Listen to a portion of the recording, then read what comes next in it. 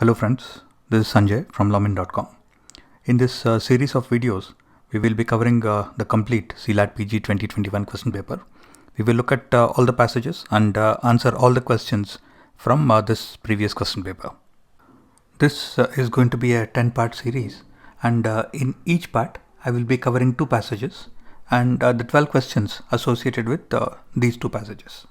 In the first part, which happens to be this video, I will give you a brief introduction about the CLAT PG and how it has evolved over the past few years. We will take a look at the pattern from the most recent question papers so that you can be better prepared in terms of what to expect in the upcoming exam. We will also touch upon the strategy that you can use while preparing for the exam and also attempting the paper when you sit in the upcoming exam. So let us get started.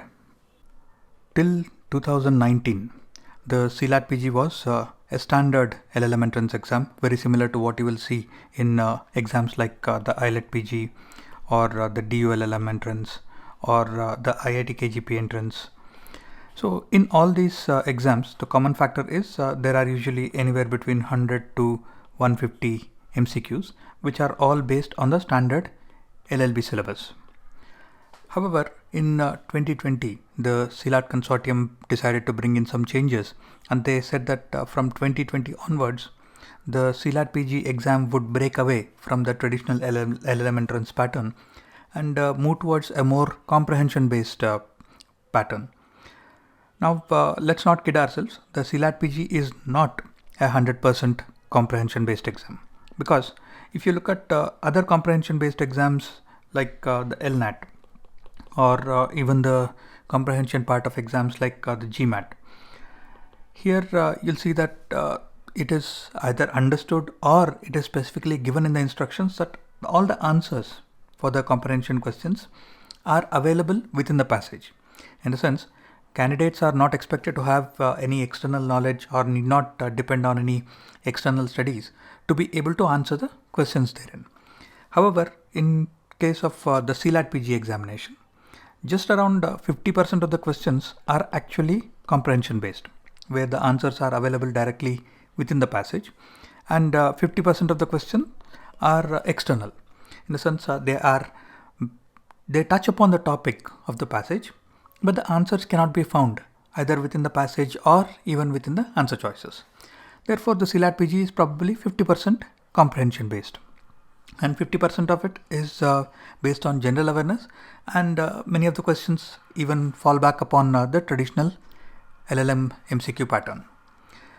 In 2020 and 2021, when the original notifications were released, the consortium announced that the total exam will be for 150 marks, which essentially would be broken up into a 100 mark objective part, which would consist of 100 questions of 1 mark each, and there would be a 50 mark subjective part, which would require candidates to write 2 essays of 25 marks each. Interestingly, there was also a sectional cutoff that was introduced in 2020 and in 2021, which said that only candidates who score at least 40% in case of general merit candidates or 35% in case of reserved category candidates, only for those candidates the subjective or the essays part would be evaluated. Now this led to some questions around how would the All India ranking process actually work, because if suppose a candidate scores 39% in the objective part, but this candidate has written excellent essays, but just because he or she has not met the sectional cutoff, the subjective or the essays part would not be evaluated.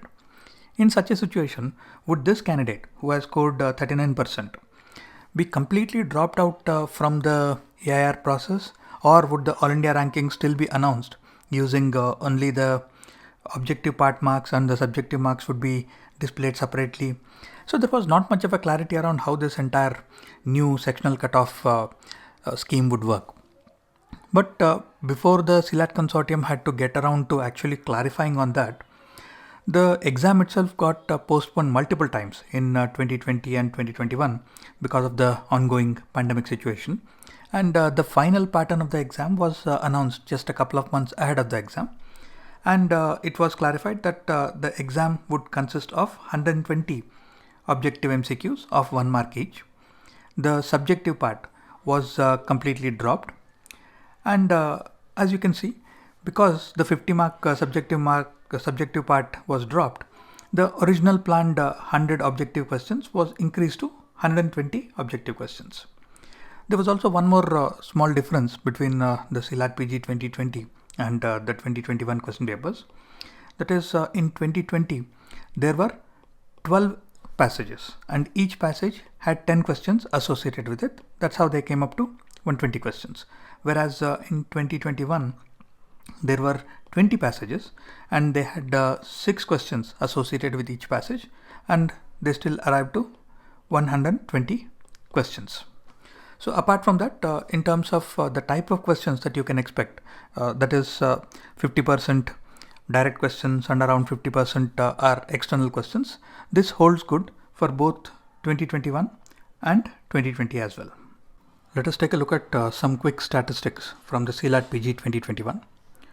A total of 8,574 candidates appeared in this exam. The person who got AIR1, that is All India Rank 1, got 85.75 marks, which translates to 71.45%. A little over 800 LLM seats were on offer from across 19 NLUs. Even though 22 NLUs are part of the CLAT consortium, 19 NLUs had LLM programs in 2021 for which they recruited or they admitted through this exam. Apart from the NLUs, 61 affiliated institutions, which are essentially private colleges or private universities which have a law faculty, used the CLAT process for their own LLB and LLM admissions. And every year, almost 10 to 15% of the candidates who appear in the CLAT PG examination do so to be eligible for PSU recruitments. That is, organizations like the NHAI, that is the National Highways Authority of India Limited, or BHEL, that is Bharat Heavy Electricals Limited. Such PSUs use the CLAT PG scores as part of the criteria for their own recruitment. But it is not necessary that these PSUs will recruit every year. In a good year, you can see anywhere from 7 to 8 PSUs announcing recruitments through the CLAT PG exam. Whereas in a bad year, you might hardly have 1 or 2 PSUs which will be using CLAT PG scores for the recruitment. And these PSUs typically release their advertisements a few weeks before the date of the CLAT PG exam, or even a couple of weeks after the exam is completed, just to make sure that the candidates who have appeared in this exam can apply for their recruitment process before they pay the fees for the LLM seats and commit to it. One very frequently asked question that we keep answering time and again, and I have touched upon this question in some of my previous videos as well, is how much should I score in the CLAT PG examination?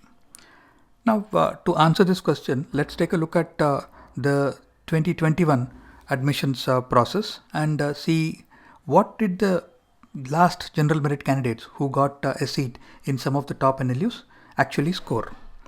Now, in NLSU, that is the NLS Bangalore, which is arguably the best national law school in India, the last general merit candidate who got a seat scored a AIR of 153, and he or she got 69.75 marks, which translates to 58.13%. And if you look at other NLUs like NALSAR or NLIU, you can see that all of them are below the 60% mark.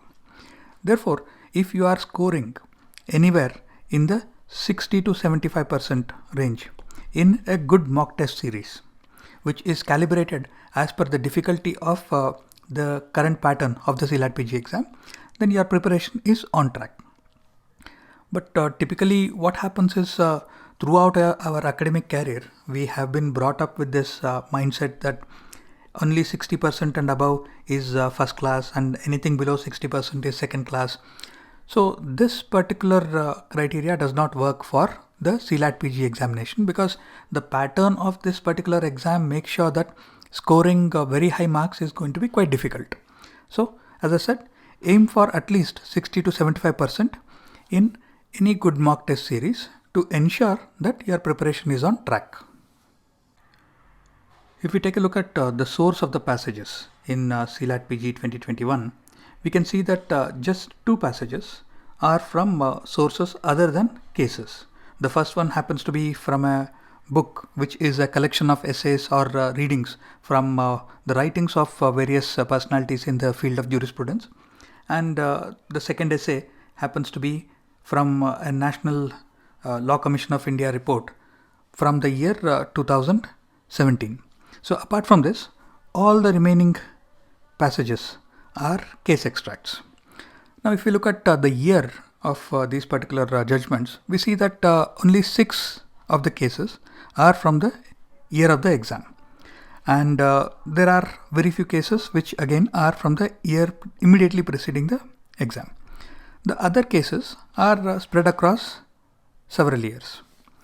And also the length of the passage in 2021 was on an average 250 words.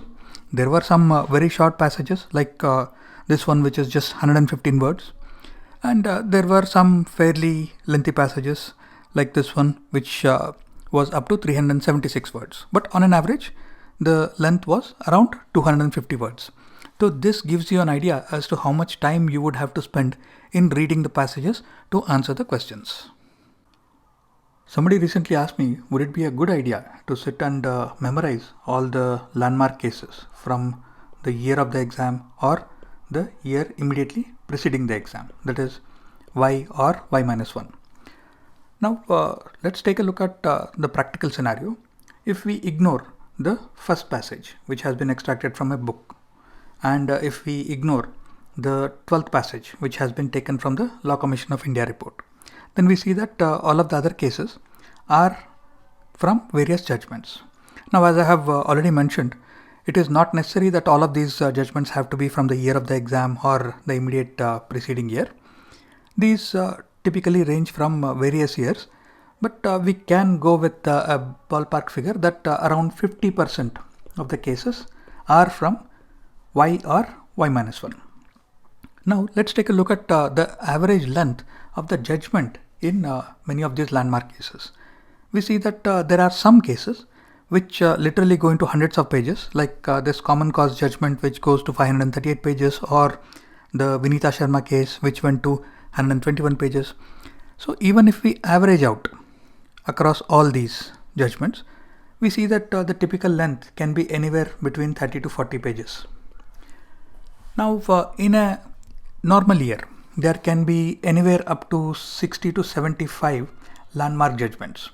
So if we are looking at 2 years, we are looking at 120 to 150 landmark judgments. So would it be a practical possibility to sit and read through all these 150 odd judgments and try to memorize all of them, especially if they are on an average of say 30 to 40 pages in length? So for a normal average student, this would not be a practical possibility. Therefore, the preparation strategy for the CLAT PG exam has to be different, which we will discuss as we go through the passages and the questions therein. But what I would like to emphasize here is that you should be aware of all the landmark cases from the year of the exam and the year immediately preceding it. You should be familiar with what are the various topics or various aspects of law which have been discussed in this landmark cases, what were the arguments presented by both the sides, and what was the judgment or what was the opinion of the court. And you should have a good understanding of how this affects the society at large. So what are the issues that have been addressed by these landmark cases? But it would not be practical to actually memorize all of them. Continuing on the topic of strategy for the upcoming examination, if we look at the 2020 and the 2021 question papers, we see that questions in these two exams can be classified into 3 categories. The first one happens to be direct, where the answer is within the passage or in some cases even within the answer options.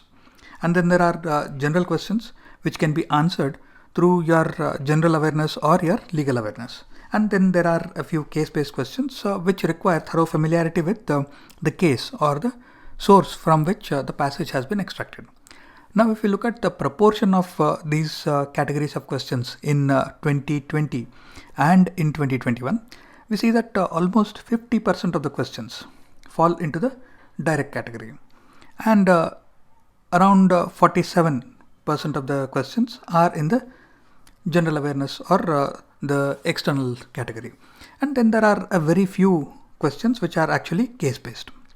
So which means that your preparation strategy has to be focused in such a way that you maximize your scores in the direct questions, because these questions are within your control. The answers are within the passage or in the answer options themselves. Therefore, you should practice in such a way that you maximize your scores in this category. And then the general category questions are fairly out of your control, because if you are familiar with the topic or if you are familiar with the details being asked in the question, then you will be able to pick the correct answer immediately. Or here you should practice a good shortlisting strategy, so that you are eliminating at least some of the obviously wrong answer choices, and even if you have to make a random pick between the remaining choices, the probability of your selecting the right answer should increase. Therefore, your preparation strategy should be to practice as many mock tests as possible, so that you get thorough practice in tackling comprehension type direct questions. And you should also practice so that you formulate a good strategy and get a hang of how to eliminate the obviously wrong answer choices and maximize your scores in the general category questions.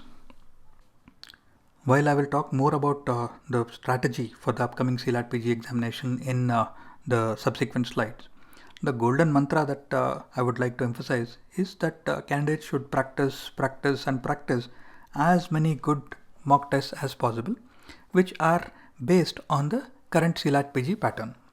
Now, typically students, especially those who have a good hold over English language, can probably finish a 500-page novel in a day or 2 days, and they can finish a complete newspaper in say 30 to 40 minutes. So what happens is they assume that a passage or a comprehension passage is just a paragraph or a couple of paragraphs in length. Therefore, it should be easy for me to just read this in a few minutes and answer the questions therein.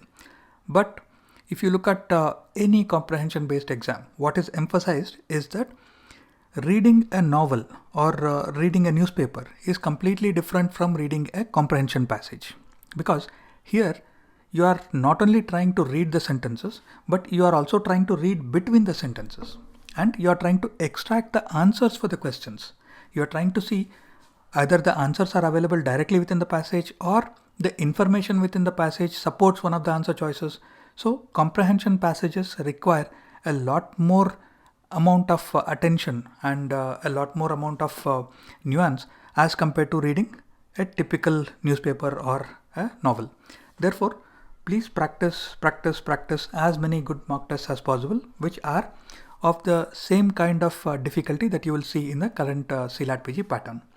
And as you practice multiple mocks, your time management skills will also automatically develop.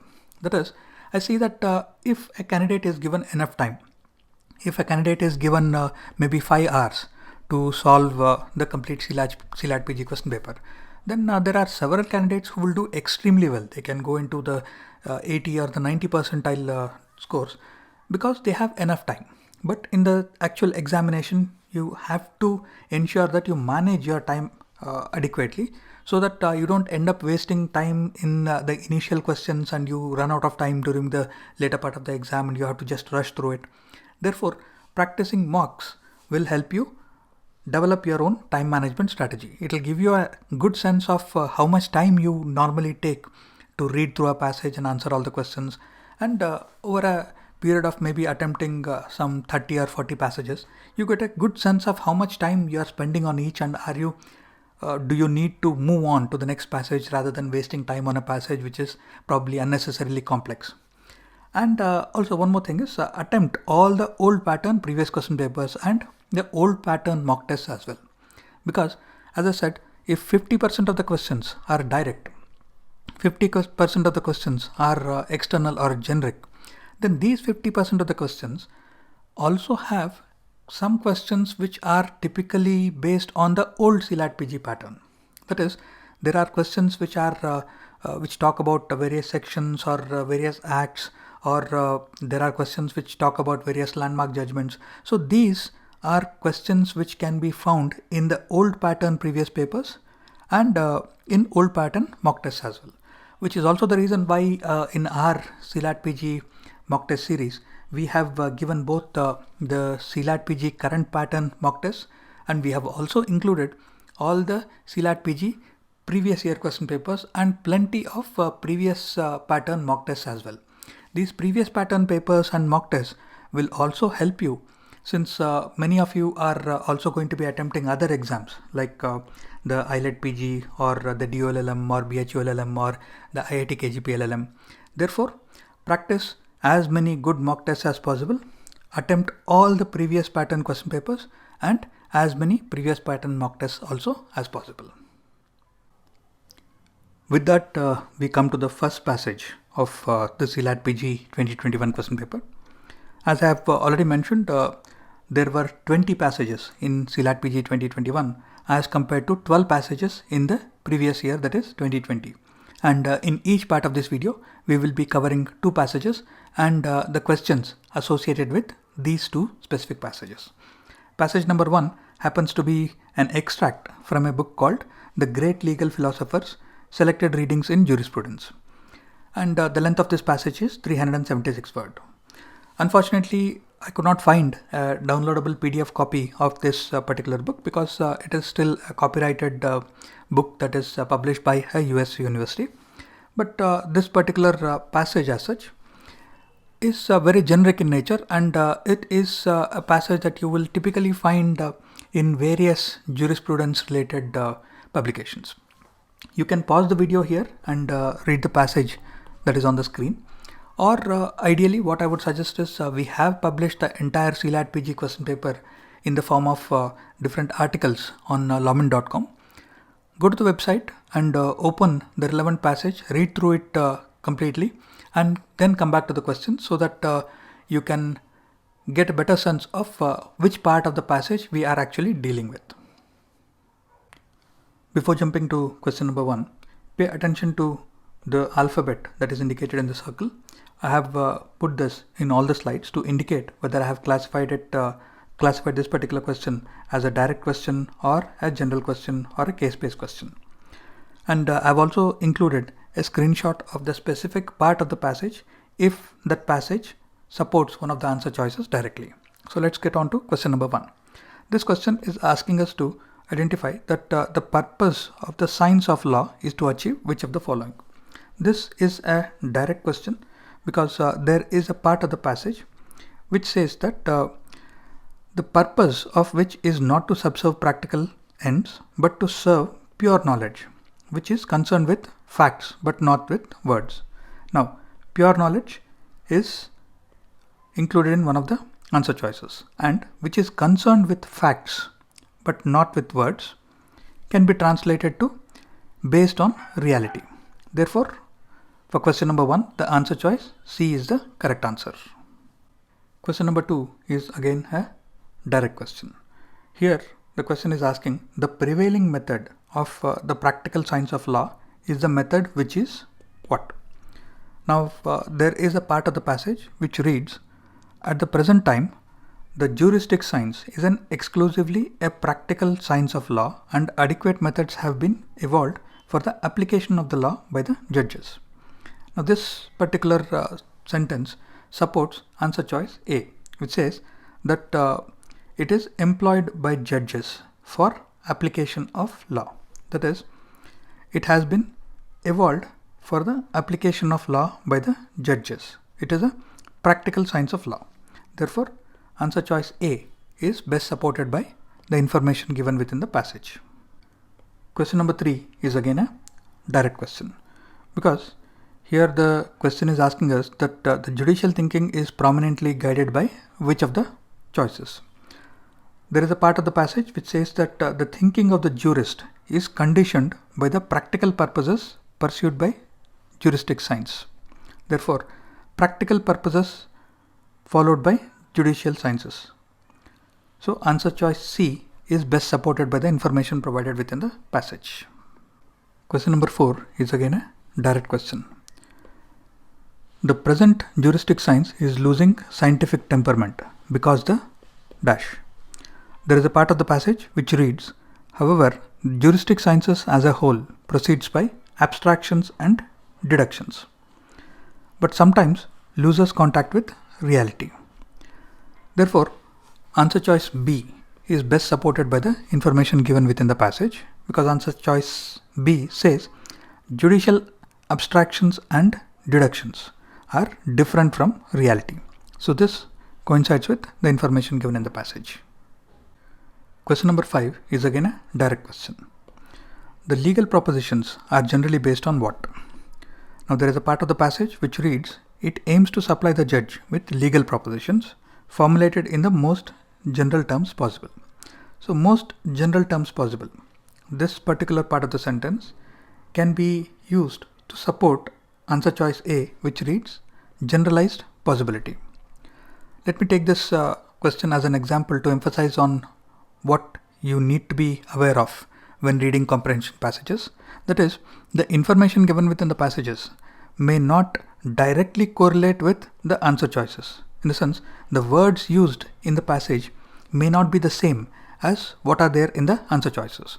So this is where practicing as many good mock tests as possible becomes important, because you are not just trying to read the lines of the passage, but you are trying to read between the lines of the passage and evaluate the information in the passage and identify which of the answer choices it best supports, and not necessarily the answer choices which are directly given in the passage. Question number 6 is again a direct question.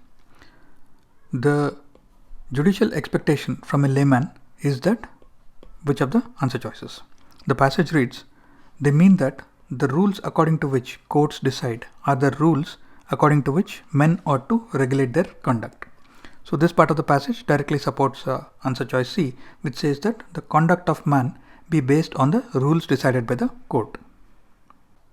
Passage 2 is from the Arnab Manoranjan Goswami versus the state of Maharashtra case from the year 2021. Yes, this is the same Arnab Goswami, who's well known as a journalist and a TV personality. You can pause the video here and read the passage, or as usual, go to lawmen.com, read the passage posted on the article there, and come back to the questions. Question number 7 is a direct question. The question is asking us which of the following statements regarding human liberty is untrue. So let me re-emphasize on the need to read the question properly, because if you read this as true, then you will end up selecting a different answer. So you have to pay attention to whether they are asking us to identify the correct statement or the incorrect statement. In this case, they are asking us to identify the incorrect statement, which is untrue. Now this is a direct question because when we read through the passage, there is a part which says human liberty is a precious constitutional value. So this part validates option A. Therefore, option A is a true statement. Next, there is a part of the passage which says that personal liberty under Article 21. So personal liberty is a fundamental right because it is mentioned under Article 21. So liberty is a limited fundamental right is something that is also supported in this passage. And human liberty is a precious constitutional value. It is as tenuous can be. Now, if we look at the meaning of this word tenuous, tenuous means very weak or flimsy, that is fragile. Therefore, this part of the passage supports option C, which says that liberty is a fragile concept. Now option D says liberty is an infrangible concept. Now the meaning of the word infrangible means that which cannot be infringed or violated, such as an infrangible law. Now liberty is an infrangible concept. This is an untrue statement, because if you look at it, liberty can be infringed upon under various laws that are applicable. So which is also the reason why liberty is a limited fundamental right. And even otherwise, you can see that say human liberty is being infringed upon by various actors at various points in time. Therefore, a blanket statement stating that liberty is an infrangible concept is not a correct or a true statement. Therefore, option D is the answer to this. We have to identify the untrue statement, and option D is the untrue statement. Question 8 is again a direct question. The liberty of a citizen is alive because of lively what? Now, if you read through the passage, there is a part which says that liberty survives by the vigilance of her citizens, on the cacophony of the media and the dusty corridors of the courts, alive to the rule of and not by law. Now, citizens is one part, media is the second part, and courts are the third part that this passage is talking about. Therefore, we see that media is a correct answer, judiciary is also a correct answer. Option C is talking about media and judiciary, so this is more comprehensive than options A and B. But this passage is not specifically talking about executive and legislature in any of its details. Therefore, option D can be ignored. So the correct option will be C. Question number 9 is again a direct question. Consider the given statements. Choose the correct answer from the given port below. Now, if you look at all the answer choices, these are essentially talking about which statement is true or correct and which statement is untrue or false. So let us see which of the statements is supported or negated by the details in the passage. Now, there is a part of the passage which says that the doors of the court cannot be closed to a citizen who is able to establish prima facie that the instrumentality of the state is being weaponized for using the force of criminal law to the detriment of human liberty. Now, this particular sentence supports option A, which is essentially the same sentence or the same part of the passage which has been rephrased a little. So option A is true. And the second statement, the deprivation of liberty via rule by law is bearable up to 24 hours. Now this is false. The reason it is false is because we are not talking about arresting a person and producing him before a magistrate within 24 hours. So this particular statement, statement 2, is not talking about that concept. It is just generally saying that the deprivation of liberty via rule by law is bearable up to 24 hours. So what's the rationale behind this 24 hours? There is no rationale, because if this were to be true, a person could be arrested for say 23 hours, released for 1 hour, then again arrested for 23 hours, again released for 1 hour. So this way the cycle can continue endlessly, and that would be a loophole that can be expressly misused by various actors. Therefore, statement 2 is incorrect, statement 1 is correct. Now let's look at the answer options. Answer option C says that 1 is true and 2 is untrue. Therefore, C is the correct answer here. Question number 10 is asking us that the fair investigation in a criminal trial is a guarantee of what? Now again, this is a direct question. The passage specifically mentions that investigative process should be fair. This is an integral component of the guarantee against arbitrariness under Article 14 and the right to life and personal liberty under Article 21. Therefore, arbitrariness and the right to life and personal liberty, these two aspects are mentioned in option C. Therefore, option C is the correct answer. Ensuring that the crime is fairly investigated and dealt in accordance with the rule of law is fundamentally a matter of which of the options? Again, direct question. Focus on this particular sentence which says the societal interest in ensuring that crime is investigated and dealt with in accordance with law. So societal interest. This is option B as social interest. So B is the correct answer. Question number 12 is asking us, in the given excerpt, for the protection of human liberty, the court has given emphasis on which of the following? Now, this is a tricky question. The reason it's a little tricky is because if you read through the entire passage carefully, you'll see that the first part of the passage says that liberty survives by the vigilance of our citizens on the cacophony of the media and the dusty corridors of courts alive to the rule of and not by law. Therefore, citizens and media and judiciary. So these are essentially parts of the society. Therefore, this part of the passage directly supports option A. Now, another part of the passage reads, duty of the courts across the spectrum of the district judiciary, the high courts and the Supreme Court to ensure that criminal law does not become a weapon for selective harassment of citizens. Now we are talking about all the levels of the judiciary, which means that this particular part of the passage supports option B, that is role of the courts at all levels. Now, another part of the passage says the courts must be alive to the need to safeguard public interest while ensuring that due enforcement of criminal law is not obstructed. So which essentially means that the courts should balance between the due enforcement and preventing misuse of criminal law. Therefore, this part of the passage supports option C. Now, if you look at it, option A, B and C, all of them are correct. So which one should you choose?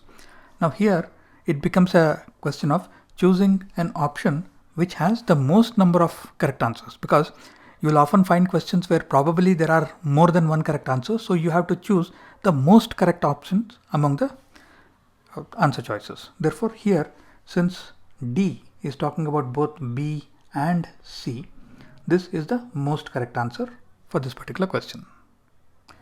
With that, we come to the conclusion of this part of the video series. I will see you again in the next part. If you have started watching this video series somewhere in the middle, I strongly recommend that you should start watching from part 1, which has the introduction to the CLAT PG 2021 question paper. And in each part, we will be solving 2 passages and the questions associated with those 2 passages.